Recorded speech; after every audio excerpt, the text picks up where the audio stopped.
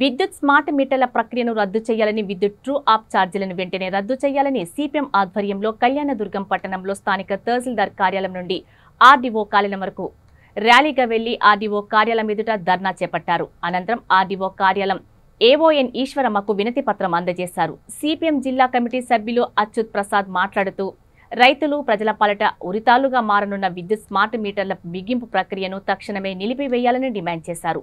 లేని పక్షంలో సిపిఎం ఆధ్వర్యంలో ఆందోళనలు కొనసాగిస్తామన్నారు.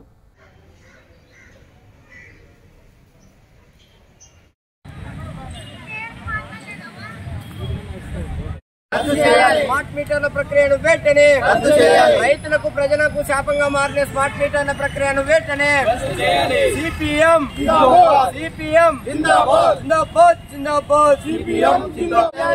విద్యుత్ ఛార్జీలు వెంటనే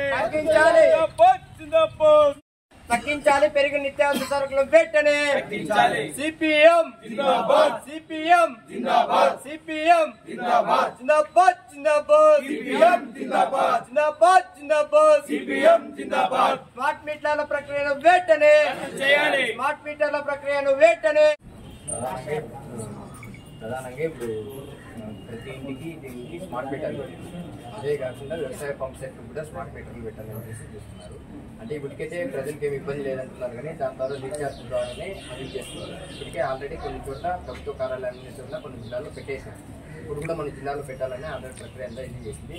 దాన్ని వెంటనే రద్దు చేయాలని చెప్పేసి ట్రూ ఆప్ ఛార్జీల పేరుతో దాన్ని కూడా ప్రజల మీద దాదాపు 1600 కోట్లు భారం వేయాలని చూస్తున్నారు.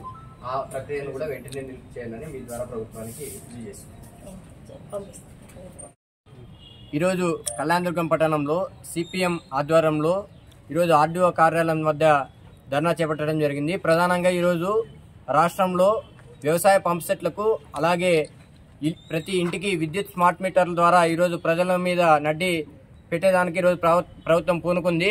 ప్రధానంగా ఆ రోజు ప్రతిపక్షంలో ఉన్నటువంటి చంద్రబాబు నాయుడు గారు మరియు పవన్ కళ్యాణ్ గారు మాట ఇచ్చినారు, ఎక్కడైనా విద్యుత్ స్మార్ట్ మీటర్లు పెట్టినా వ్యవసాయ పంప్ సెట్లకు మీటర్లు బిగించినా వెంటనే వారు పీక్ పారాయని చెప్పేసి వాళ్ళు స్టేట్మెంట్లు కూడా ఇచ్చినారు. కానీ ఇప్పుడు వాళ్ళ అధికారం చేపట్టిన తర్వాత వెంటనే ఈరోజు అన్ని జిల్లాల్లో కూడా ఈరోజు ఈ ప్రక్రియ అనేది వేగం పుంజుకుంది.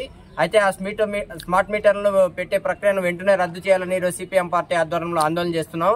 అయితే అది కాకుండా ట్రూ ఆఫ్ పేర్ ఛార్జీలతో దాదాపు 1600 కోట్లు ఈరోజు ప్రజల మీద భారాన్ని వేయాలని రాష్ట్ర ప్రభుత్వం పూనుకుంది.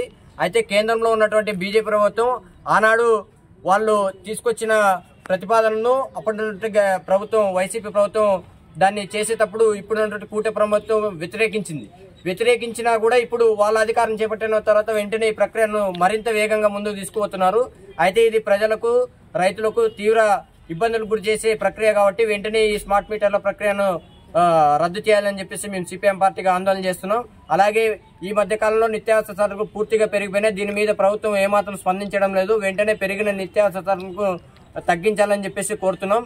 ఇప్పుడు ఆల్రెడీ స్మార్ట్ మీటర్ల ప్రక్రియను అన్ని ప్రభుత్వ కార్యాలయాల్లో కూడా పెడుతున్నారు. దాని ద్వారా ప్రజల ఇళ్లకు కూడా పెడితే మీకు సరైన విద్యుత్ వస్తుందని చెప్పేసి అంటున్నారు. సరైన విద్యుత్ రావాలంటే ఇప్పుడు ఉండే మీటర్ల ద్వారా కూడా మీరు విద్యుత్ అందించే పని అయితే ఉంది. కానీ ఆ పని చేయకుండా ఈరోజు స్మార్ట్ మీటర్ల పేరుతో పెట్టినారంటే ప్రజలు తీవ్రంగా మోసం చేయడమే.